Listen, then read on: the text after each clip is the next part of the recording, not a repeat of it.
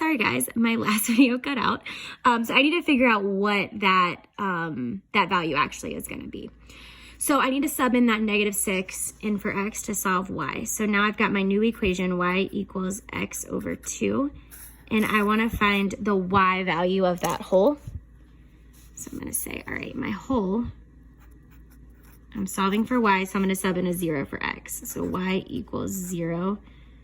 I'm sorry, -6. Sub in my x value for my whole, -6 over 2.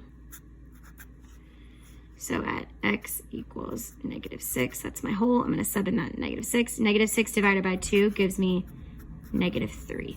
So my whole is going to be at -6, -3. And I'm going to go ahead and plot that here. 1, 2, 3, 4, 5, 6. 1, 2, 3. All right, that is going to be my whole. Now I just need to graph my new equation, right? So I can figure out if I have x over 2, I could figure out, okay, what's my x-intercept? There is no VA here, so there's none, because I only had one discontinuity and that was a whole. So now I can go ahead and figure out my x-intercept. I can start to figure out my graph. I already know this is a linear equation, right? Y equals mx plus b. My slope is 1 over 2x.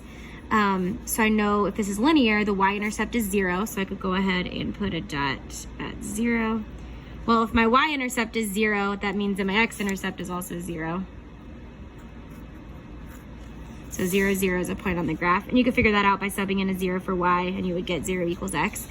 All right, and then I could continue finding rise over run. I should have used a different color for this. Dang it.